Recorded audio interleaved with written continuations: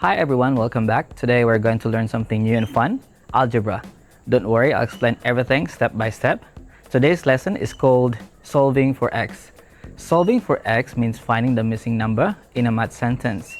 Think of an equation like a seesaw or a balance scale. If both sides are equal, the seesaw stays balanced. In math, we must keep both sides equal too. Let's start with a simple example. Let's say x plus 5 equals 12. Right now, x has 5 added to it. To find x, we undo the plus 5 by subtracting 5 from both sides.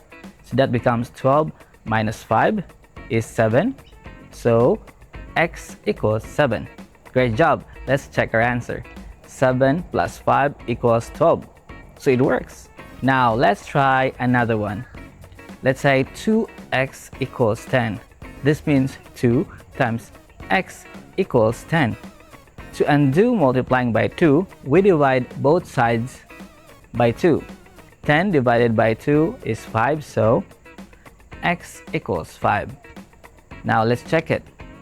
2 times 5 equals 10. Perfect. Let's try one more example. Let's say x minus 4 equals 9. To undo minus 4, we add 4 to both sides.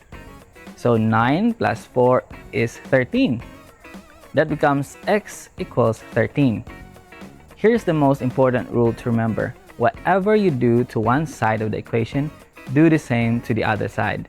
Solving for x is just like solving a puzzle. Take it one step at a time and you'll do great. Keep practicing, believe in yourself, and math will get easier every day. Thanks for watching. See you on the next lesson. Bye-bye.